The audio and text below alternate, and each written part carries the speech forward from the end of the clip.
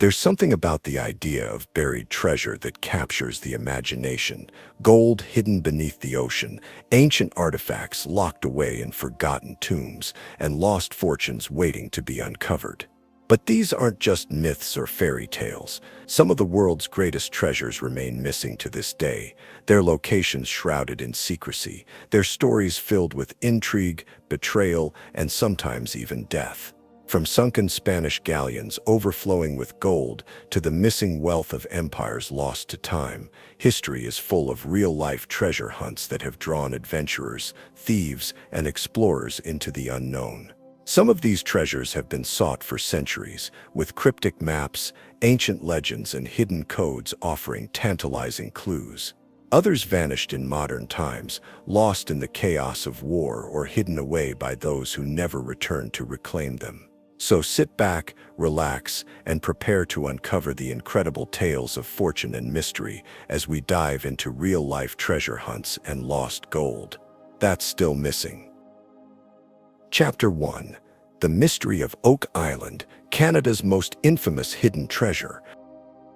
Off the coast of Nova Scotia, in the windswept waters of Mahone Bay, there lies a small island that has been the subject of one of the longest and most perplexing treasure hunts in history. Oak Island, just 140 acres of land covered in dense trees and rocky shores, may seem unremarkable at first glance, but beneath its surface, it holds a mystery that has lured treasure hunters, engineers, and scholars for over 2 centuries. The legend speaks of hidden riches buried deep within the island, perhaps pirate gold, lost royal treasure, or even something far more mysterious. But the deeper men have dug in search of the truth, the more the island has resisted, offering only cryptic clues, unexplained engineering marvels, and an ever-present sense that someone or something doesn't want the treasure to be found.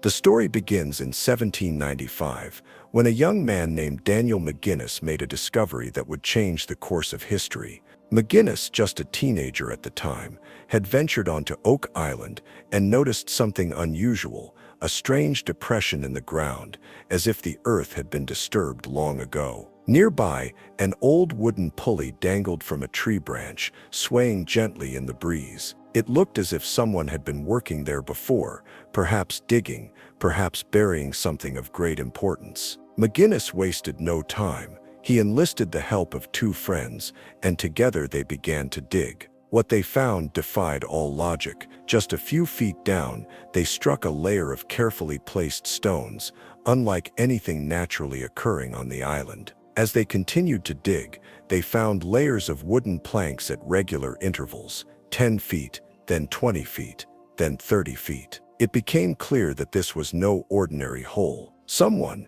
at some point in the distant past, had deliberately constructed a shaft, reinforcing it with timber, hiding something deep below. But the mystery was just beginning. Unable to dig further on their own, McGinnis and his friends eventually abandoned the search, but word of their discovery spread quickly. By the early 1800s, a group known as the Onslow Company had arrived, determined to finish what McGinnis had started. They resumed digging, descending deeper into what would later be called the Money Pit. Every 10 feet, they encountered another wooden platform, as if someone had carefully built this shaft to discourage excavation. At 90 feet, they found something extraordinary, a stone tablet covered in strange cryptic symbols. No one could decipher the markings, but later scholars would claim it contained an ominous message. 40 feet below, £2 million lie buried. But before they could reach that supposed treasure,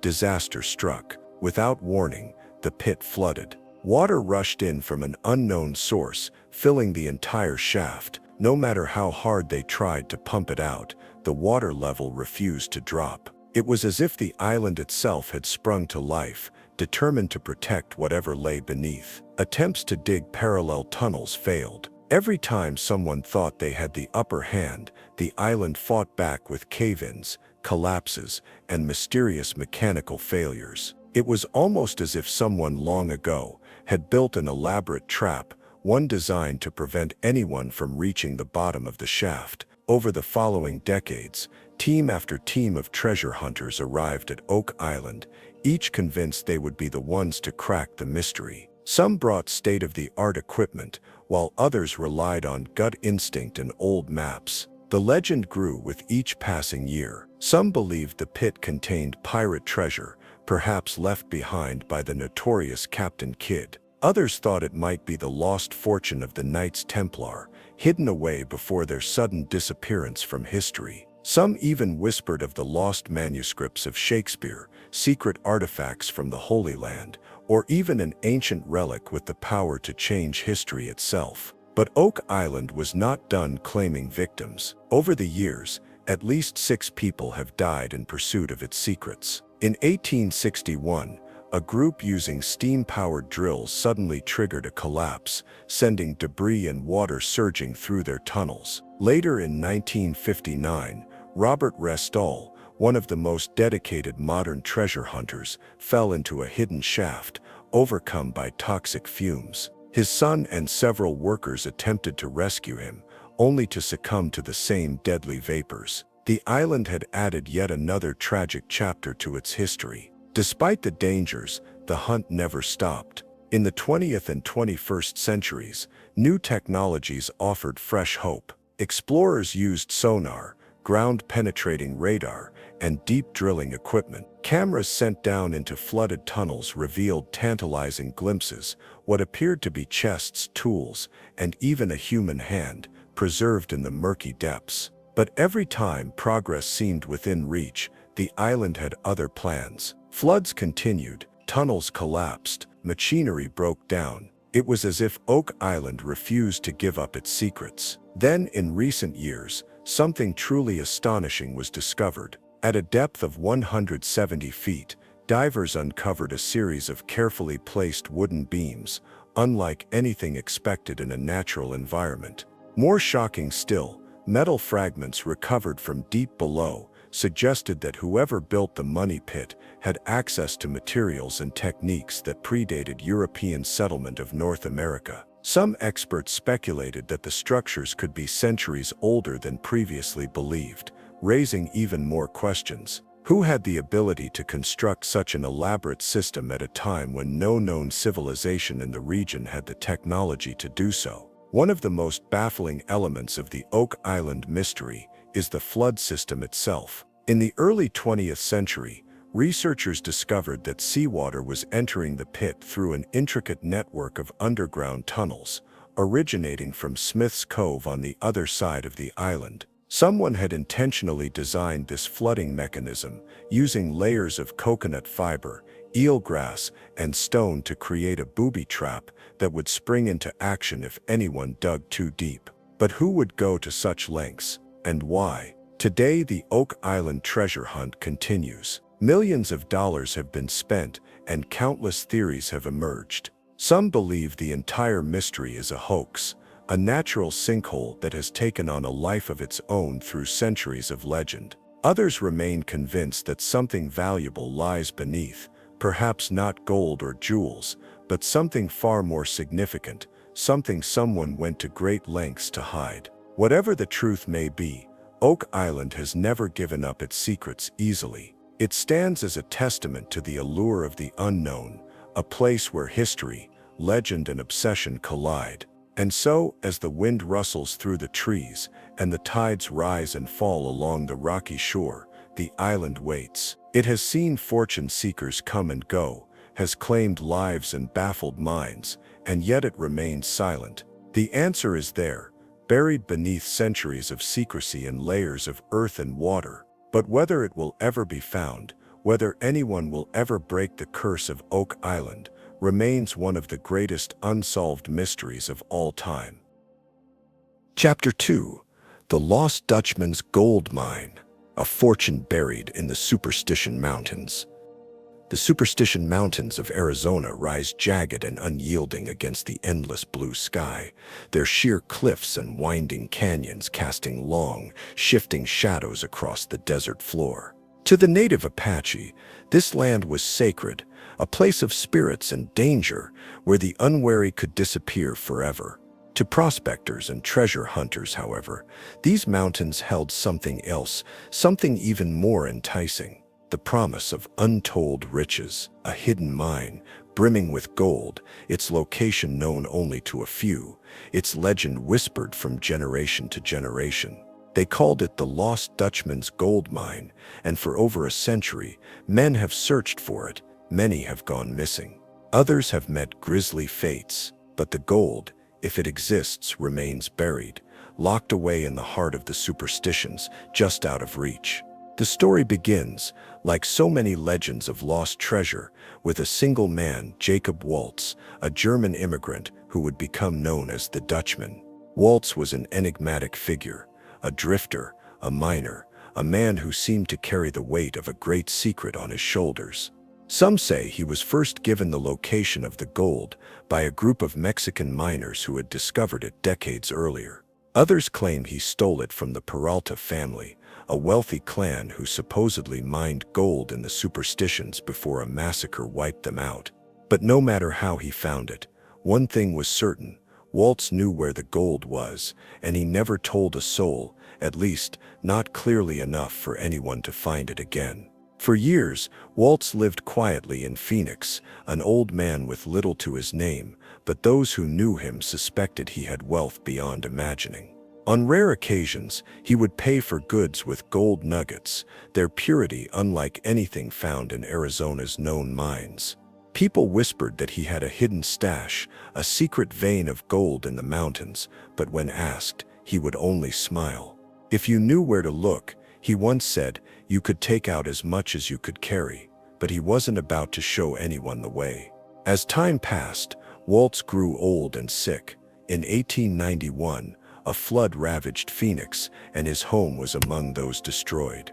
Taken in by a woman named Julia Thomas, he spent his final days bedridden, slipping in and out of consciousness.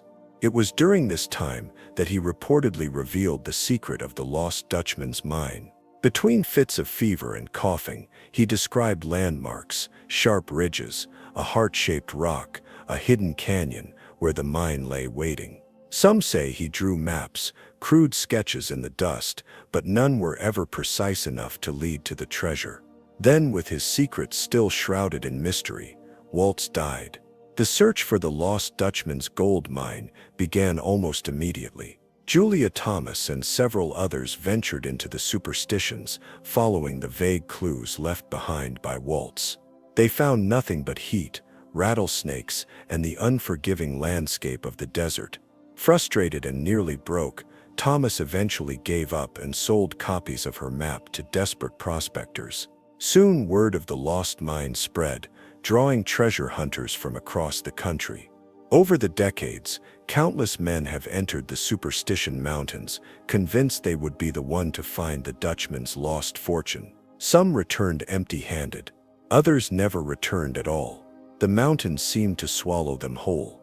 In 1931, a prospector named Adolph Ruth set out into the Superstitions with a map in hand and determination in his heart. He was never seen alive again. Months later, his skull was discovered in a remote canyon, a bullet hole through the forehead. Nearby, searchers found his journal, containing a cryptic message, Veni Vidi Vici, I came, I saw, I conquered. Had he found the mine, only to be murdered for it? Or had he simply met with misfortune in the harsh, relentless desert? No one knew for sure, but Ruth's death was far from the last. Over the years, bodies continued to turn up, some with signs of foul play, others victims of the relentless heat and treacherous terrain. In the 1940s, 2 treasure hunters were found dead in the Superstitions, their bodies mutilated beyond recognition. Some believed they had been attacked by bandits, or perhaps something worse, something guarding the mine. The Apache had long spoken of a curse, a warning that the gold belonged to the spirits, and those who sought it would pay the price. Despite the warnings, the search never stopped. Throughout the 20th century, explorers and fortune seekers, armed with metal detectors, dynamite, and modern technology scoured the mountains, hoping to succeed where so many had failed. Some found strange markings carved into the rock, symbols that seemed to hint at something hidden nearby. Others uncovered old Spanish coins, rusted tools, even the remains of abandoned camps. But the mine itself, it remained elusive, as if the mountains themselves shifted and changed, leading hunters in circles, always one step ahead. Then, in the 1970s, something strange happened. A helicopter pilot, flying over the Superstitions, reported seeing a deep, shadowed opening in the rocks, a shaft, unlike any natural formation. He marked the coordinates and returned later with a team, but when they arrived, the entrance was gone. It was as if the mountain had swallowed it overnight. Was it an illusion, a trick of the light, or had they come within inches of the truth, only to have it slip away? As the years went by, new theories emerged. Some believed the mine was never real, that Waltz had merely been a clever liar, spinning tales of gold to amuse himself in his final days. Others were convinced that the treasure had long since been found, stolen away in secret, leaving only the legend behind. But even today, people still search, still wander into the Superstitions with maps and metal detectors, hoping to be the one who finally cracks the code. The mystery of the lost Dutchman's gold mine is more than just a story of treasure. It is a tale of obsession, of men willing to risk everything for a dream. The Superstitions have claimed their share of lives, and they are not done yet. Somewhere hidden among the sun-scorched rocks and winding canyons, the truth waits. Maybe it is gold glittering in the darkness of an undiscovered shaft.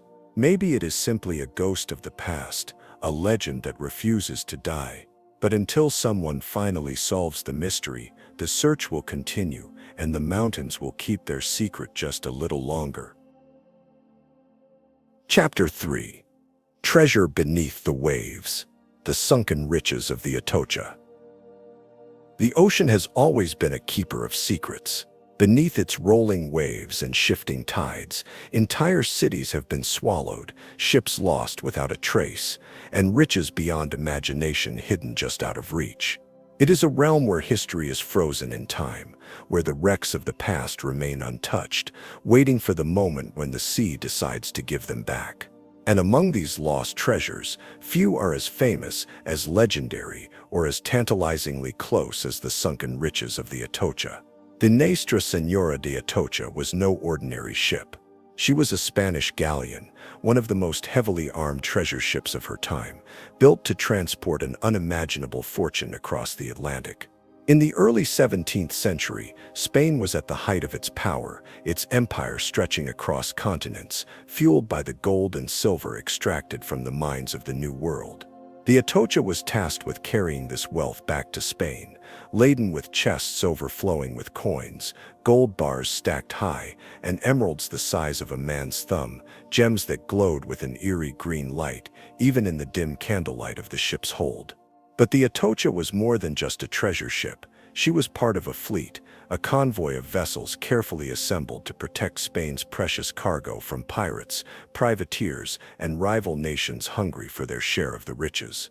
Every year, fleets like this one would depart from the Spanish colonies, braving storms and enemy ships to bring their cargo home. It was a journey fraught with danger, but with so much wealth at stake, it was a risk the Spanish crown was willing to take. In 1622, the Atocha and her fleet set sail from Havana, bound for Spain. On board were not only the riches of the empire, but also passengers, sailors, and soldiers, hundreds of souls who had no idea that they were sailing toward disaster. As the fleet made its way north, disaster struck with a fury that no man could resist. A hurricane, one of the most violent storms to ever sweep through the region, descended upon the ships, ripping sails from masts, snapping ropes like thread, and turning the sea into a churning, merciless void. The Atocha fought against the storm with everything she had, her crew struggling to keep her afloat as waves crashed over her decks. But it was no use. The ship was battered, broken, and finally, she succumbed to the sea, dragged beneath the waves along with her fortune. Those who were not lost in the initial wreck clung desperately to debris, hoping for rescue. But in the days that followed, the ocean remained an unforgiving master. The survivors, stranded and exhausted, one by one slipped beneath the waves. When the storm had finally passed, The Atocha and her treasures lay buried beneath the sea, lost to time. For Spain, the loss was a devastating blow. The Crown dispatched search teams, divers equipped with primitive breathing tubes and weighted suits, but the wreck was nowhere to be found. The waters off the Florida Keys were treacherous, filled with shifting sands and hidden reefs, and despite their best efforts, the Spanish never recovered the bulk of the treasure. The Atocha became a legend, a story whispered among sailors and treasure hunters, a ghost ship carrying untold riches, waiting for someone to find it. Centuries passed. The world changed, but the legend of the Atocha remained. Treasure hunters scoured the ocean floor, convinced that somewhere beneath the waves, the Spanish galleon was waiting. Many tried. All failed. The Atocha, it seemed, had no intention of revealing her secrets. Then, in the 20th century, a man named Mel Fisher took up the search. Fisher was no ordinary treasure hunter. He was relentless, a man possessed by the dream of finding the Atocha, of bringing her lost riches back to the surface. Every day he would say the same thing to his crew. "Today's the day." But for years it never was. The ocean resisted him at every turn. His team combed the seabed, uncovering fragments of wrecks, scattered artifacts, but never the main prize. It would take 16 years of searching, of heartbreak, of false leads, and crushing disappointments before Fisher finally found what he was looking for. In 1985, his team stumbled upon something that had eluded the world for centuries, the mother lode of the Atocha. There, lying on the ocean floor, were chests filled with silver coins, emeralds still shimmering in the dim light, gold bars stacked neatly, as if waiting for their rightful owner. The wreck had finally given up its treasure, and the discovery was one of the greatest finds in history. The haul was staggering, over $500 million worth of gold, silver, and jewels. There were 114 gold bars, each weighing over 35 pounds, thousands of silver coins, and a collection of over 70 pounds of emeralds, some of the finest ever found.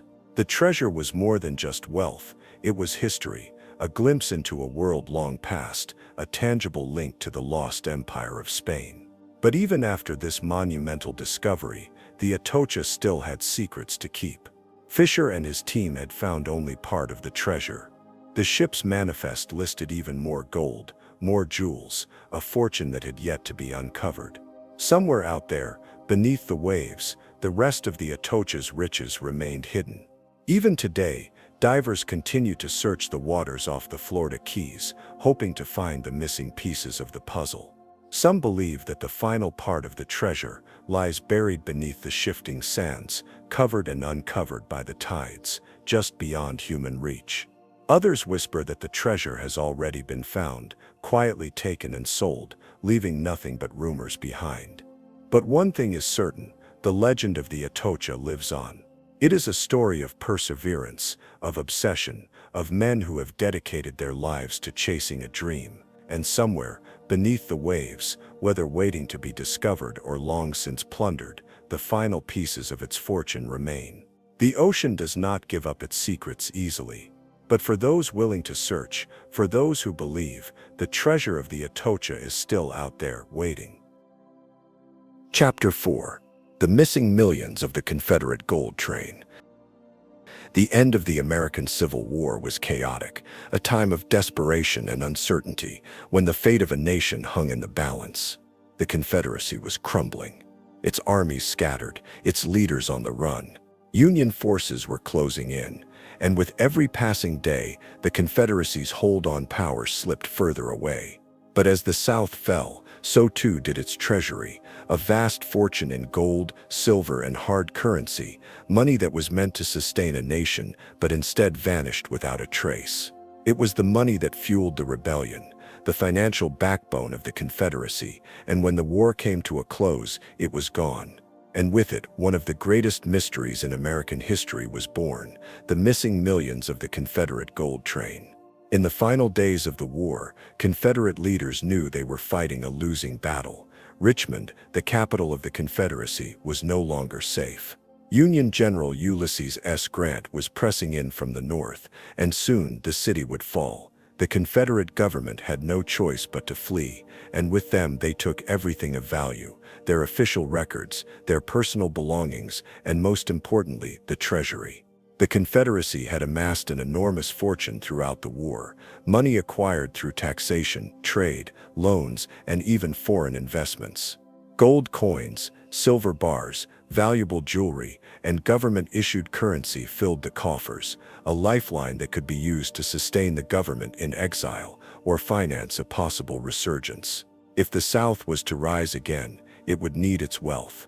And so, in early April of 1865, under the cover of darkness, the Confederate treasury was loaded onto a train and sent southward, away from the advancing Union forces, toward an uncertain fate. The train, a ghostly caravan of desperation, rumbled out of Richmond in the dead of night. President Jefferson Davis and his remaining officials followed closely behind, seeking refuge in the deep South. The gold was heavily guarded, protected by armed soldiers, trusted officials, and a sense of duty that ran deep in the hearts of those still loyal to the cause.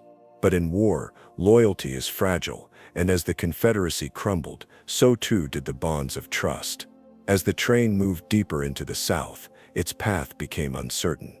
Union forces were advancing rapidly, cutting off escape routes, and the Confederate leadership found themselves constantly changing plans. The goal was to reach safety, possibly Texas, where rumors of a last Confederate stronghold persisted. Others believed the gold might be smuggled into Mexico, or even Europe, where it could fund the cause from afar. But as the days passed and Union victories piled up, hope began to fade. By May 1865, the Confederacy was all but dead. Jefferson Davis himself was captured in Georgia, his dream of a Southern resurgence shattered. But the gold was nowhere to be found. Somewhere along the journey, the Confederate treasury had disappeared, slipping into the shadows of history, leaving behind only fragments of stories, whispers of betrayal, and scattered clues that have puzzled historians, treasure hunters, and conspiracy theorists for over a century. What happened to the Confederate gold? Some say it was buried, hidden deep within the forests of Georgia or Alabama, concealed in secret locations known only to a select few. As Union troops closed in, Confederate guards may have chosen to hide the treasure rather than let it fall into enemy hands. Over the years, stories have surfaced of strange caches of gold coins, of buried chests found in remote areas, of maps leading to nowhere. But no definitive proof has ever emerged. Others believe the gold was stolen, in the chaos of the final days of the war, with the Confederate government in disarray and soldiers unsure of their future. The temptation of a fortune in gold may have been too great. There are tales of guards deserting with bags of coins, of Confederate officials slipping away into the night, their pockets heavy with stolen wealth. Some accounts even suggest that Union soldiers, upon capturing remnants of the train, quietly took the gold for themselves, ensuring that it would never be recovered. Then there are the more elaborate theories, the idea that the gold was smuggled out of the country, spirited away to secret Confederate sympathizers in South America or Europe, where it was meant to fund a future rebellion. Some believe that remnants of the Confederacy lived on in exile, plotting their return, using the stolen treasury to rebuild. But history records no such return, and the gold remains missing. Over the years, treasure hunters have scoured the South, searching for clues, following cryptic leads, hoping to uncover the lost millions. Some have claimed to find traces of the gold, coins marked with the stamp of the Confederacy appearing in unexpected places, relics of a past that refuses to stay buried. But the bulk of the treasure, the fortune that once filled the coffers of a nation, has never been recovered. Could it still be out there, hidden beneath the earth, buried beneath the roots of ancient trees, waiting for someone to find it? Could it have been melted down, its traces lost to history, forever blending into the wealth of the modern world? Or was it simply a ghost story all along, a legend born from the desperation of a lost cause, a myth that will never be proven true or false? The Confederate gold train is more than just a story of lost treasure. It is a tale of a dying empire, of men struggling to hold on to power, of greed, betrayal, and secrecy. It is a mystery that has endured for over a century, a question that may never be answered. But as long as there are those who believe, as long as there are those who dream of uncovering history's greatest secrets, the search will go on. Somewhere perhaps deep in the woods of Georgia, or at the bottom of an undiscovered cavern, or hidden in plain sight beneath layers of dust and time, the missing millions of the Confederate gold train may still be waiting. Chapter 5. The Curse of the Flor de la Mar, a lost Portuguese treasure ship. The Flor de la Mar was not just a ship, she was a floating legend, a jewel of the Portuguese fleet and the pride of an empire that ruled the seas. She was built for war, her hull reinforced to withstand cannon fire, her decks lined with the most advanced weaponry of the time. But it wasn't war that would make her famous. It was gold, more gold than most men could dream of. A fortune so vast, it could have built cities, raised armies, and shaped the course of history, and yet it was never seen again. For more than 500 years, the story of the Flor de la Mar has lingered like a ghost on the waves, a tale of greed, ambition, and an ill-fated voyage that ended in disaster. Some say she was cursed from the moment she was built, doomed to never return home. Others believe her fate was sealed not by the sea, but by the weight of the treasure she carried, gold so immense it sent her to the bottom of the ocean, lost to time. Her story begins in the early 16th century, at the height of Portugal's golden age of exploration. The Portuguese were masters of the seas, their ships charting new worlds, seizing trade routes, and filling their coffers with unimaginable riches. Spices, silks, and precious metals poured into Lisbon from across the globe, making Portugal one of the wealthiest nations on earth. And among the ships that carried this wealth, none was as feared or as fabled as the Flor de la Mar. She was built in 1502, designed to be the most powerful warship of her time. At over 118 feet long, she was larger than most ships of the era, her hull thick and strong, her sails vast enough to catch the wind and drive her across oceans. But for all her strength, the Flor de la Mar had a flaw, a hidden weakness in her design that would prove fatal. She was too heavy, her construction too cumbersome, her hull too prone to leaking. From her earliest voyages, she struggled against the sea, a ship that seemed to fight against the very waters she was meant to conquer. And yet, she endured. For nearly a decade, the Flor de la Mar sailed the treacherous waters of the Indian Ocean, participating in fierce naval battles, attacking enemy fleets, and securing trade routes for the Portuguese crown. She became a symbol of Portugal's dominance, a vessel that struck fear into all who crossed her path. But her greatest voyage, the one that would seal her fate, would come in 1511. That year, Afonso de Albuquerque, one of Portugal's most ruthless and ambitious commanders, led an expedition to conquer the wealthy Sultanate of Malacca, a thriving trade hub at the heart of Southeast Asia. Malacca was a city of untold riches, its markets overflowing with gold, silver, jewels, and exotic goods from every corner of the world. To the Portuguese, it was the ultimate prize, a gateway to the spice trade, a city that would cement their control over the region. The battle for Malacca was swift and brutal. Albuquerque's forces stormed the city, overwhelming its defenders with superior firepower and relentless aggression. In a matter of days, the Sultanate of Malacca fell, and with it, its treasure, more wealth than anyone could have imagined, a hoard of gold and gemstones so vast, it defied belief. The Portuguese looted everything they could find, stripping the city of its wealth, its treasures, its very soul. And all of it, every chest of gold, every jewel-encrusted artifact, every shimmering fortune, was loaded onto the Flor de la Mar. It was the greatest treasure haul in Portuguese history. By some accounts, it was the largest treasure ever carried by a single ship. It was enough to make kings tremble, to reshape empires, to change the course of history itself. But the Flor de la Mar would never deliver it. As the ship set sail for Portugal, heavy with gold, she was already a vessel on the edge of disaster. Her weakened hull groaned under the weight of her cargo, Her deck swayed uneasily in the water. Albuquerque, ever the strategist, knew the risks, but he was blinded by victory, by ambition, by the thought of returning to Lisbon as the man who had secured the wealth of Malacca for the crown.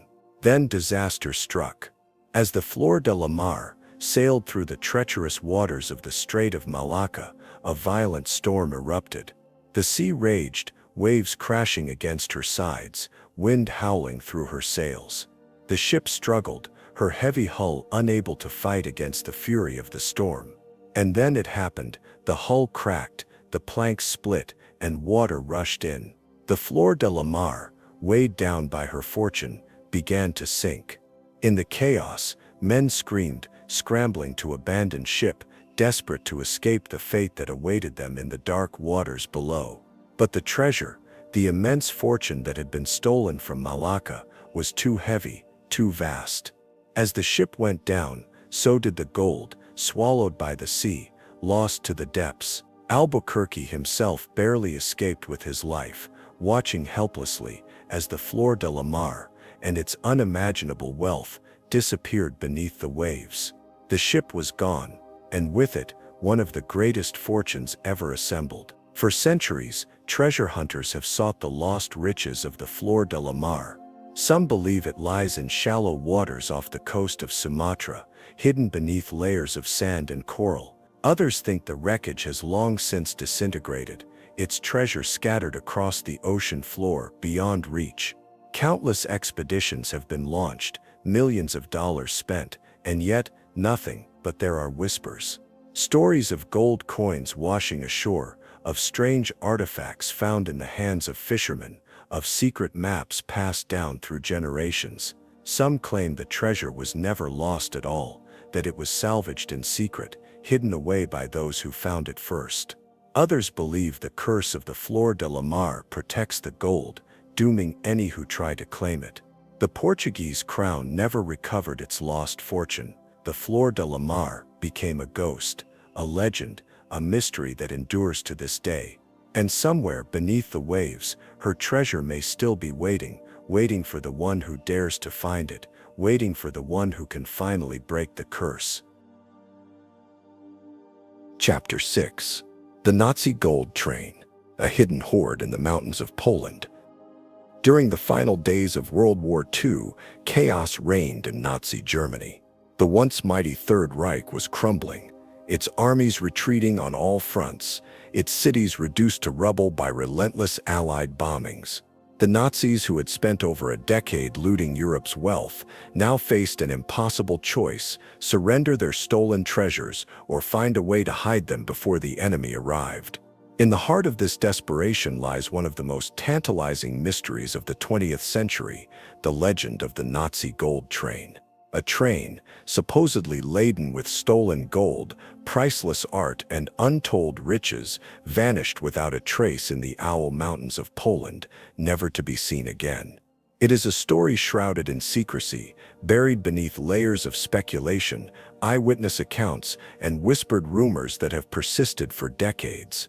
But did the train really exist? If so, where is it now? And more importantly, is the vast treasure it carried still hidden deep within the tunnels and mountains of Poland, waiting to be discovered? The origins of the Nazi gold train legend can be traced back to 1945. The Soviet Red Army was advancing rapidly from the east, driving deep into German-occupied Poland. Cities fell like dominoes, and the German forces were in full retreat. In the city of Breslau, now Wrocław, Poland, Nazi officials were desperate. Breslau had been declared a fortress city by Hitler himself, meant to be defended at all costs. But the reality on the ground was grim. Supplies were dwindling, morale was shattered, and the overwhelming force of the Soviet army was closing in. It was in this moment of crisis that, according to legend, a secret order was given. A heavily guarded train, loaded with vast amounts of stolen gold, jewelry, and invaluable artwork, was to be sent out of Breslau before it was too late. The train's destination: The mysterious tunnels of the Owl Mountains, part of a vast underground project known as Project WWII, a network of subterranean bunkers, tunnels, and hidden facilities built by the Nazis, whose true purpose remains unknown to this day. Project WWII was one of the Third Reich's most ambitious and secretive construction efforts.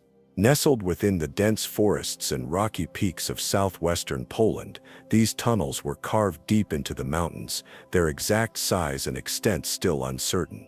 Some believe they were intended to be underground command centers, secret weapons factories, or even the last refuge for Nazi leadership should Berlin fall. Others claim they were meant for something even more sinister, hiding stolen treasures, including the infamous Nazi gold train.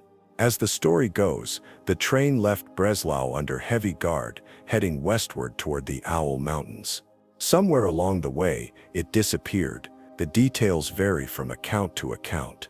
Some say the train entered one of the vast tunnel systems and was sealed off, either by the Nazis themselves to protect the treasure, or by a catastrophic collapse that trapped it forever.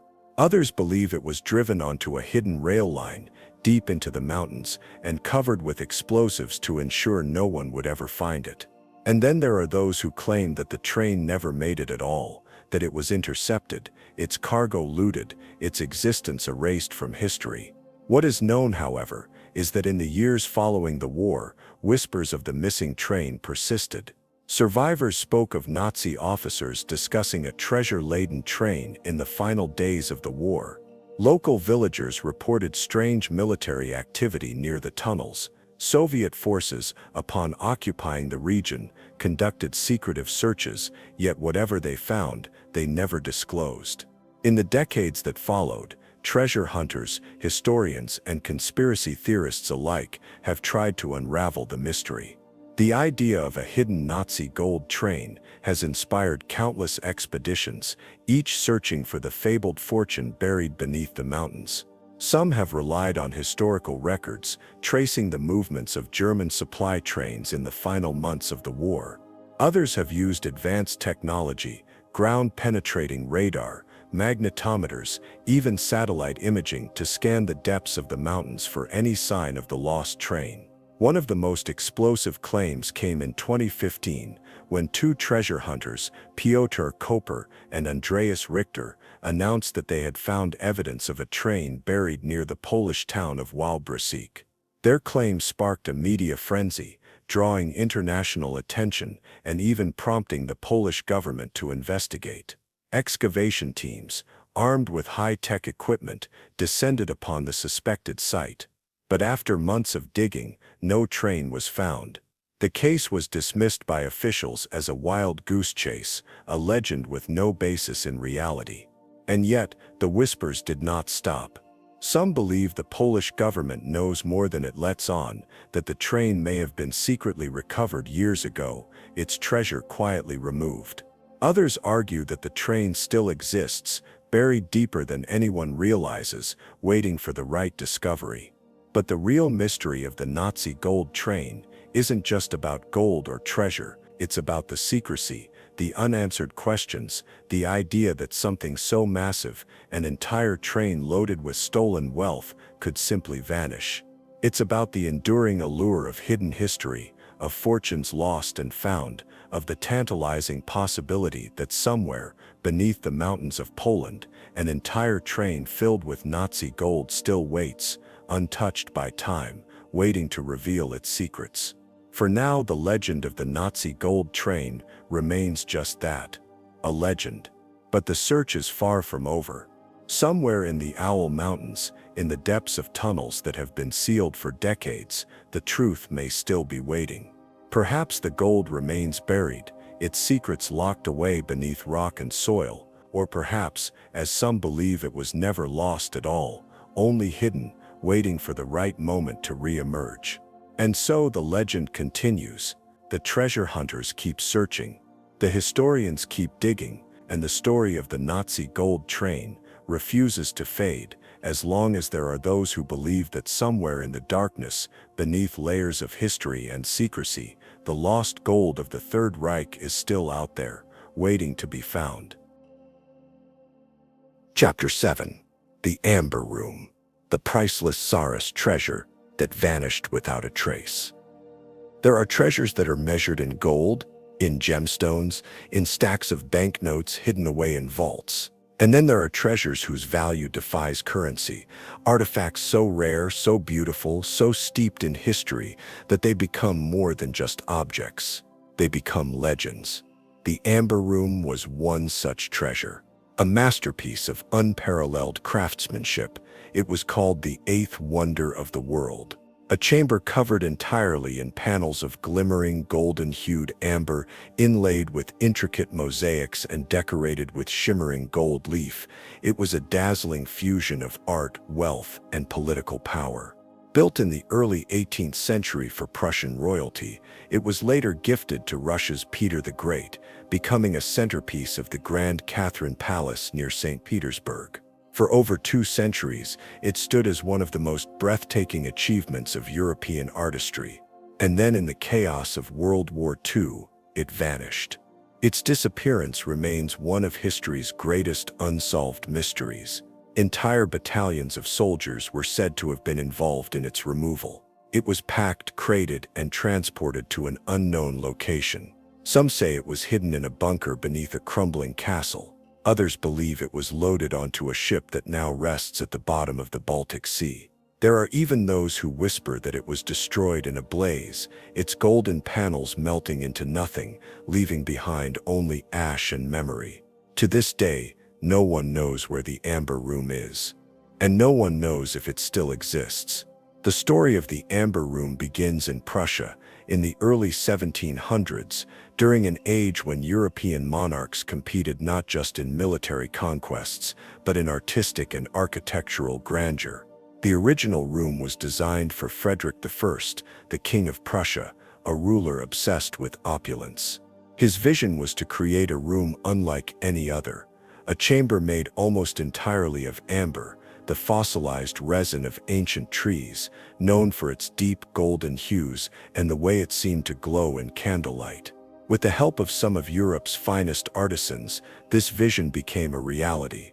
Amber panels, some as large as doors, were fitted onto walls, their surfaces meticulously carved with floral patterns and mythological imagery. Gold accents were added, along with gemstones that shimmered beneath chandeliers.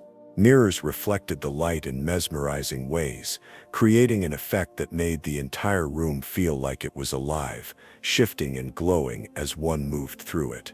But Frederick I would not keep his masterpiece for long. In 1716, Tsar Peter the Great of Russia visited Prussia, and during diplomatic discussions, King Frederick's son, Frederick William I, made a bold decision. He gifted the Amber Room to Peter as a symbol of their alliance. The panels were carefully disassembled, packed into crates, and shipped to Russia. Once there, they were installed in the Winter House in St. Petersburg. But it was under Empress Elizabeth, Peter's daughter, that the Amber Room was moved to the Catherine Palace in Tsarskoye Selo, where it was expanded and further decorated to create an even more elaborate display. For more than 200 years, it remained one of Russia's greatest artistic treasures. Visitors from around the world marveled at its beauty. It became a symbol of imperial power, a relic of a bygone era of Tsars and grandeur, but history would soon turn dark. By 1941, Nazi Germany had launched Operation Barbarossa, the full-scale invasion of the Soviet Union. As German troops pushed toward Leningrad, modern-day St. Petersburg, the Russian authorities scrambled to save their cultural treasures. Many priceless artworks were evacuated from palaces and museums, sent deep into the Soviet interior for safekeeping. The Amber Room, however, posed a unique problem. Unlike paintings or sculptures, its fragile panels were difficult to move. Attempting to dismantle it in haste could cause irreparable damage. Desperate and out of time, Soviet curators made a fateful decision. Rather than risk moving it, they covered the walls with wallpaper, hoping that Nazi forces wouldn't realize what lay beneath. But the deception failed. When the German army reached the Catherine Palace, they quickly uncovered the Amber Room's secret, and Hitler had plans for it. The Nazis had long sought to reclaim what they considered Germanic cultural treasures, and the Amber Room, originally of Prussian design, was at the top of their list. It was dismantled piece by piece, crated and shipped westward into Germany, where it was installed in Königsberg Castle, in what is now Kaliningrad. And then in 1945, it disappeared. The final months of World War II were marked by chaos and destruction. As the Soviet Red Army advanced on Königsberg, the city became a battleground. Königsberg Castle was bombed heavily, and by the time the city fell to Soviet forces, the Amber Room was nowhere to be found. What happened to it? Some believe it was destroyed in the bombings, reduced to rubble and ash. Others argue that the Nazis, knowing they were about to lose Königsberg, secretly moved it before the city fell. There are accounts of crates being loaded onto trucks or even ships, vanishing before the Soviets arrived. One theory suggests that it was hidden deep in an underground bunker, sealed away beneath the collapsing ruins of a German fortress. Another points to the wreck of the Wilhelm Gustloff, a German ship sunk in the Baltic Sea by Soviet torpedoes. Could the Amber Room lie within its sunken hull? Treasure hunters, historians, and conspiracy theorists alike have spent decades searching for answers. Excavations have been conducted in bunkers, forests, and even abandoned mines, each one chasing the faint hope that the legendary room might still exist. In 1997, fragments of the Amber Room's decoration surfaced. Pieces of the original panels appeared on the black market, leading some to believe that at least parts of it had survived. But the room itself remains lost. To this day, no one knows for sure where it is, or if it even still exists. In the years following the war, Soviet authorities, unwilling to admit that such a prized treasure had been lost, ordered a full-scale reconstruction. Using old photographs and surviving descriptions, Russian artisans painstakingly recreated the Amber Room, and in 2003, it was unveiled in the Catherine Palace, a faithful replica of what had once been. But for those who believe in the mystery, the real Amber Room is still out there, buried in a forgotten bunker, locked away in a hidden vault, or resting at the bottom of the Baltic Sea. Perhaps it was lost to fire. Perhaps it was smuggled away, its golden glow hidden behind iron doors, waiting for the day it will be found. Or perhaps, like so many of history's greatest lost treasures, it has become something more than just a collection of amber panels and gold leaf. Perhaps the Amber Room has become a legend. And sometimes, legends are more powerful than the truth. Chapter 8. The Beale Ciphers. A secret code to a stolen fortune. There are few mysteries that ignite the imagination like a lost treasure. Tales of buried gold, hidden vaults, and forgotten fortunes have drawn adventurers and treasure hunters for centuries. Some of these stories are pure myth, legends whispered around campfires, passed down through generations. But then there are the ones that hold just enough truth to make you wonder. And one of the most perplexing of all is the mystery of the Beale Ciphers. A set of 3 coded messages, supposedly containing the location of a vast treasure hidden somewhere in the hills of Virginia, gold, silver, and jewels worth millions. The only problem, no one has ever been able to fully decipher them. For over a century, countless individuals have tried. Some have spent years, even decades, obsessing over the ciphers, convinced that they were on the brink of unlocking the greatest hidden fortune in American history. Others have dismissed them as an elaborate hoax, a 19th century prank that spiraled into legend. But what if the treasure is real? What if, buried beneath the earth somewhere in the rolling hills of Virginia, there truly is a fortune waiting to be claimed? The story begins in the early 1800s with a man named Thomas J. Beale, or at least that's the name given in the tale. Beale was said to be an adventurer, a frontiersman, who roamed the wild lands of the American West in search of fortune. He and a group of fellow explorers supposedly stumbled upon something incredible, an immense treasure hidden deep in the mountains of what is now northern New Mexico. The details of how they discovered it are vague, wrapped in layers of speculation. Some say they found it by sheer luck, stumbling across an ancient deposit of gold and silver while hunting in the wilderness. Others believe they came across a hidden Spanish mine, long abandoned but still holding unimaginable wealth. And there are even those who suspect something darker, that Beale and his men didn't find the treasure but took it, seizing a fortune that wasn't theirs to claim. Whatever the truth, the legend states that Beale and his men transported the treasure eastward, determined to secure it somewhere far from prying eyes. Eventually they arrived in Virginia, a land of rolling hills, deep caves, and endless forests, perfect for hiding something of immeasurable value. But they didn't just bury the treasure and walk away. Beale, knowing that he might never return to retrieve it, devised a plan. He created 3 encrypted documents, ciphers that would reveal the treasure's location, its contents, and the names of the men who had discovered it. The ciphers were placed in a small iron box and entrusted to a man named Robert Morris, an innkeeper in Lynchburg, Virginia. Beale left instructions. If he or his men did not return within 10 years, Morris was to open the box and attempt to decode the messages. Then Beale vanished. For years Morris waited. A decade passed, then 2. No word came from Beale. No one knew what had happened to him or his men. Had they been killed on the journey back west? Had they returned to claim the treasure in secret, abandoning the ciphers to mislead anyone who came searching? Or had something else entirely happened? By the time Morris finally opened the box, Beale was long forgotten. Inside he found 3 sheets of paper, each covered in an indecipherable jumble of numbers. With no instructions, no key to unlocking the codes, Morris was left to stare at a mystery that seemed impossible to solve. He spent years trying. He used every method he could think of, attempting to break the ciphers and uncover the fortune. But he never succeeded. Eventually, as an old man, he passed the papers on to a friend who would later publish them in a pamphlet in 1885, sending the legend of the Beale treasure into the world. It was then that one of the greatest cryptographic mysteries of all time was born. The pamphlet laid out the story in full, detailing the origins of the ciphers and the tale of Beale's hidden treasure. It also included the ciphers themselves, challenging anyone who read them to solve the puzzle and claim the fortune.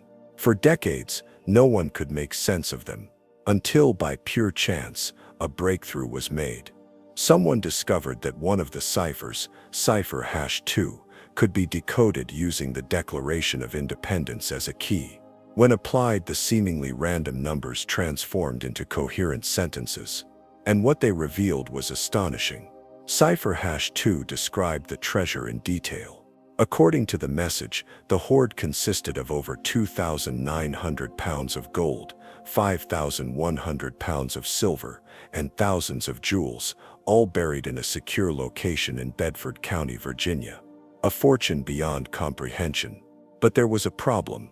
While Cipher #2 revealed what the treasure was, it didn't tell anyone where it was. That information was hidden in Cipher #1, which has never been cracked. And without it, the precise location remains unknown. Over the years, treasure hunters have descended upon Bedford County, convinced that they could be the ones to solve the mystery. Armed with shovels, maps, and theories, they've searched caves, riverbanks, and forgotten ruins. Some have even dug beneath old homes and churches, believing that the treasure was hidden beneath structures long since built over it. Yet to this day, no one has found a single ounce of gold or silver. And that raises a question. Was there ever a treasure at all? Skeptics argue that the entire story is a hoax, that Beale never existed, and that the ciphers were nothing more than an elaborate joke designed to sell pamphlets. They point out inconsistencies in the story, the lack of any historical records of Beale or his men, and the convenient way the ciphers seem to resist every attempt at decryption, except for the one that conveniently revealed a grand treasure. But believers counter with their own evidence. They argue that the level of complexity in the ciphers suggests a genuine code, one designed to be solvable, but only by someone with the right key. They point to the fact that Cipher #2 was successfully decoded, suggesting that the others might be as well if only the right method could be found. And then, of course, there is the most tantalizing argument of all. If the treasure was a hoax, why have so many skilled cryptographers, treasure hunters, and historians failed to prove it beyond doubt? Why has no one definitively debunked the Beale ciphers once and for all? And most importantly, what if the key to unlocking the mystery is still out there, waiting for the right person to stumble across it? Maybe it's hidden in an old library, buried in an obscure document that no one has ever connected to the case. Maybe it was lost over time, misplaced or destroyed before anyone realized its significance. Or maybe, just maybe, someone, somewhere, already knows the truth, and they're keeping it secret. A hidden fortune, a code that has defied the world's greatest minds, and a mystery that refuses to die. The Beale ciphers remain one of history's most enduring enigmas. Somewhere in the hills of Virginia, buried beneath the earth, a treasure could still be waiting. Or maybe, just maybe, the real treasure is the mystery itself. Chapter 9. The Treasure of Lima, a pirate's hoard lost to time. Few stories in history carry the same air of mystery and adventure as the legend of the Treasure of Lima. It is a tale of greed and betrayal, of vast riches hidden away on a forgotten island, and of a treasure so immense that if found today, it would be worth billions. Unlike many pirate legends, this one is rooted in real events, historical records, and eyewitness accounts. The story begins in the early 19th century, in the thriving colonial city of Lima, Peru. At the time, Lima was one of the wealthiest cities in the Spanish Empire. Gold, silver, and jewels flowed in from across South America, filling the churches and treasuries with unimaginable wealth. But the Spanish hold over the region was weakening. The fires of revolution were spreading across South America, and one by one, colonies were rising up against their colonial rulers. By 1820, the Spanish authorities in Lima faced an inevitable truth. They were losing their grip on Peru. Fearful that rebel forces would soon seize the city, Spanish officials made a desperate decision. They would evacuate Lima's treasure, gold bars, silver coins, religious artifacts, and priceless jewels, and send it to Mexico, where it could be kept safe. The total worth of the treasure was staggering. Some estimates suggest that it included over 1,000 gold ingots, silver coins by the chestful, solid gold religious statues, diamond-encrusted goblets, emerald-studded crosses, and ornate crowns belonging to the Catholic Church. The task of transporting this fortune fell to a trusted British sea captain, William Thompson. Captain Thompson was an experienced sailor, well-regarded and well-paid for his services. He was given command of the Spanish ship Mary Dear, along with a crew tasked with protecting the treasure on its voyage north. But gold has a way of turning loyalty into treachery. As soon as the Mary Dear set sail, temptation took hold. The sheer amount of treasure on board was overwhelming, more wealth than any of these men had ever seen, more than they could ever dream of. It wasn't long before Captain Thompson and his crew decided that they would not be delivering the treasure to Mexico. Instead, they would take it for themselves. One by one, the Spanish guards on board were murdered and thrown overboard. The Mary Dear was no longer on a mission to safeguard the Spanish fortune. It was now a pirate ship. But stealing the treasure was one thing. Keeping it was another. Thompson and his men knew they couldn't return to any major port with such an enormous hoard. The Spanish would be searching for them, and no pirate ship carrying stolen gold from Lima would escape notice. So, they devised a plan. They would sail to one of the remote islands off the coast of Costa Rica, an uninhabited paradise known as Cocos Island. There, they would bury the treasure, hiding it away until the time was right to retrieve it. And so, the Mary Dear disappeared into the Pacific. For months the Spanish searched. When news reached them that Thompson had betrayed them, they launched a full-scale hunt for the pirates and their stolen fortune. Ships scoured the seas, desperate to recover the treasure before it vanished forever. Eventually, they found the Mary Dear, but they were too late. The gold was gone. Thompson and his crew were captured and brought back to Spanish authorities. Most of the crew were quickly executed, hanged for their crimes. But Thompson and a handful of his men were offered a deal. If they revealed where the treasure was hidden, they would be spared. Thompson agreed.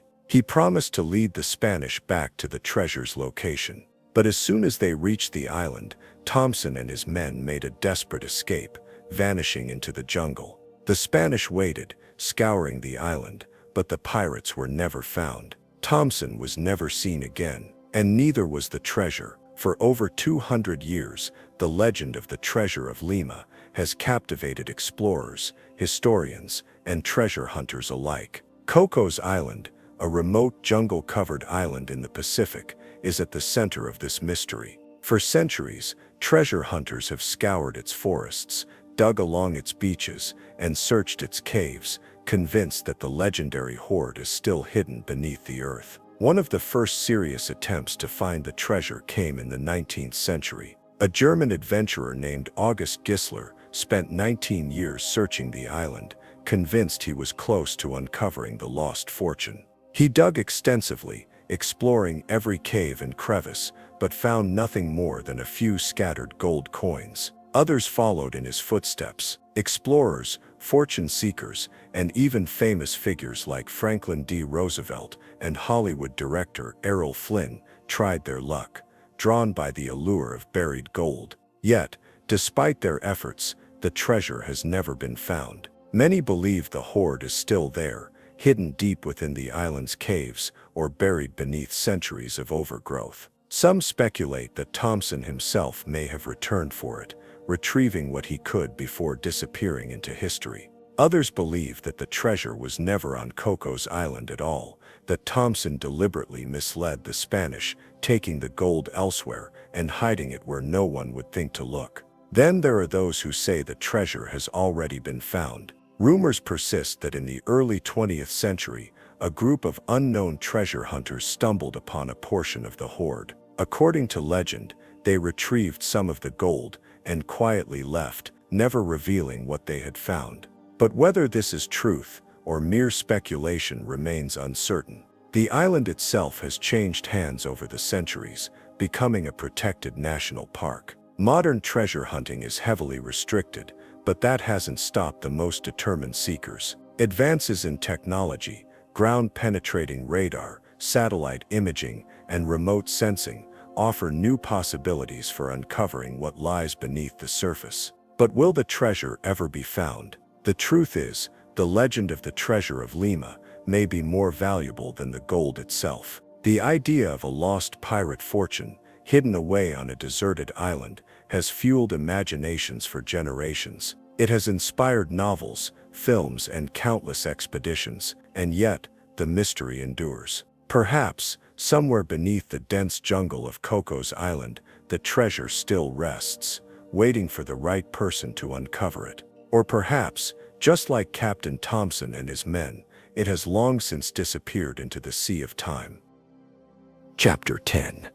Yamashita's Gold. The mythical WWII treasure hidden. Few treasure legends are as controversial, as vast in scope, or as shrouded in mystery as the story of Yamashita's gold. A tale of wartime plunder, hidden fortunes, and secret underground tunnels, this legend has captivated treasure hunters, historians, and fortune seekers for decades. It is a story rooted in real historical events, but its truth is elusive, buried under layers of speculation, conflicting accounts, and whispers of a conspiracy that spans continents. To understand the legend of Yamashita's gold, we must go back to the darkest days of World War II. By 1941, the Empire of Japan was at the height of its military power, having swept across Southeast Asia with shocking speed. The Japanese forces, driven by a relentless expansionist ambition, seized control of vast territories: Malaysia, Indonesia, Thailand, Burma, and most notably, the Philippines. Alongside their military conquests, they executed a systematic and brutal campaign of looting. The plunder was staggering. The Japanese forces, under the command of General Tomoyuki Yamashita, known as the Tiger of Malaya for his strategic brilliance, confiscated gold bars, gemstones, priceless religious artifacts, and rare antiquities from the occupied nations. Banks were raided, temples were stripped of their treasures, and private collections were seized. It was said that entire shiploads of wealth were transported back to Japan to fund the empire's war machine. But as the tides of war turned and Japan faced the growing threat of defeat, a problem arose: what to do with the massive quantities of looted treasure. By 1944, American forces, under General Douglas MacArthur, were advancing relentlessly across the Pacific. With their supply lines stretched thin and their hold over their occupied territories slipping, the Japanese military realized that moving the stolen wealth back to Japan was no longer an option. The seas were dominated by Allied naval forces, making transport by ship extremely dangerous. So an alternative plan was devised. According to legend, General Yamashita and his top officers ordered the treasure to be hidden in a series of underground tunnels, caves, and bunkers deep within the Philippines. Engineers, forced laborers, and prisoners of war were allegedly used to construct a labyrinthine network of secret vaults. Some tunnels were said to be filled with booby traps, explosives, and poison gas, ensuring that only those with the exact knowledge of their design could retrieve the hidden fortune. Once the treasures were secured, many of the workers were allegedly executed to keep the location secret. The American invasion of the Philippines in 1944 and 1945 was brutal. Cities like Manila were reduced to rubble, and Japan's hold over the islands collapsed. General Yamashita himself was eventually captured in September 1945, and after a controversial trial, he was sentenced to death for war crimes. On February 23, 1946, Yamashita was hanged in Manila, but he took his secrets to the grave. For decades after the war, rumors persisted that the vast treasure hoard remained buried somewhere in the Philippines. Survivors of the war, both Japanese and Filipino, spoke of gold-laden trucks disappearing into the mountains, of secret tunnels carved beneath the jungle, and of cryptic maps left behind by retreating soldiers. Some claimed that Yamashita had never intended for the treasure to be found, that it was meant to remain hidden forever, a lost fortune swallowed by the jungle. Yet others believed it was only a matter of time before it was discovered. One of the most infamous figures in the search for Yamashita's gold was a man named Rogelio Roxas, a Filipino locksmith turned treasure hunter. In the 1970s, Roxas claimed to have uncovered one of the secret vaults in the mountains of the Philippines. Inside, he allegedly found crates stacked with gold bars and a golden Buddha statue, which upon closer inspection was said to be filled with diamonds. But Roxas's discovery was short-lived. According to his account, the Philippine military, acting under orders from then-dictator Ferdinand Marcos, seized the treasure. Roxas was arrested, beaten, and forced into silence. However, in later years, he would take his case to international courts, where he won a lawsuit against the Marcos estate, further fueling the belief that the legendary treasure was real. Marcos himself was long rumored to have secretly recovered portions of Yamashita's gold, using it to fund his lavish lifestyle and political power.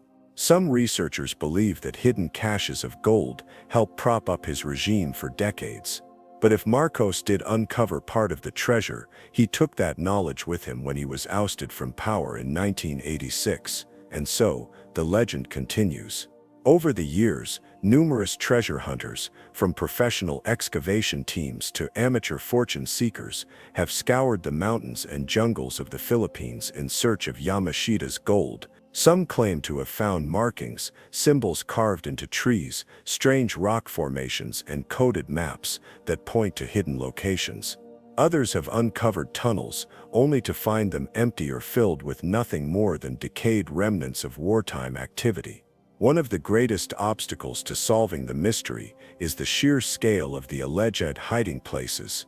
The Philippines is a vast archipelago with over 7,000 islands, dense forests, towering mountains, and countless caves. If the treasure does exist, it could be hidden anywhere from the depths of Mindanao's jungles to the remote highlands of Luzon. Adding to the intrigue is the possibility that the treasure was never intended to be found by outsiders. Some accounts suggest that only a handful of high-ranking Japanese officers knew the precise locations of the hoards, and many of them either died in the war or took their secrets back to Japan. Then there are those who argue that the entire story is nothing more than a myth. Skeptics claim that while Japan certainly looted wealth during the war, the idea of an enormous centralized treasure hoard buried across the Philippines is unlikely. They argue that any gold that was hidden was either found and quietly removed long ago or never existed in the quantities claimed. Yet the search continues. Modern technology, ground-penetrating radar, satellite imaging, and even artificial intelligence is now being used to scan the landscape for signs of hidden chambers. Some believe that with these tools, the truth about Yamashita's gold may finally be uncovered. But even if the treasure is never found, the legend itself has already become a kind of gold, a story rich with intrigue, deception, and the eternal allure of hidden wealth. It has inspired countless expeditions, books, documentaries, and even conspiracy theories. And perhaps that is the real treasure, not the gold itself, but the endless possibility that somewhere beneath the earth, a fortune remains buried, waiting for the right person to unlock its secrets. Or maybe, just maybe, it is already lost to history, buried so deep that it will never again see the light of day. Chapter 11. The Lost Treasure of the Knights Templar. Fact or fiction? The legend of the lost treasure of the Knights Templar has persisted for centuries, woven through history, myth, and conspiracy. It is a story of power, secrecy, betrayal, and the tantalizing possibility that somewhere, hidden beneath the earth or locked away in an undiscovered chamber, the vast wealth of one of the most mysterious organizations in history still lies waiting. It is a legend that has inspired books, films, and endless speculation, but at its heart is a fundamental question: did the Templars truly amass a treasure beyond imagination, and if so, what happened to it? The Knights Templar were founded in the early 12th century, originally established to protect Christian pilgrims traveling to the Holy Land. But within a few decades, the order grew into something much greater, a powerful military and financial institution, unlike anything the medieval world had seen before. Their influence stretched across Europe and the Middle East, and their wealth became legendary.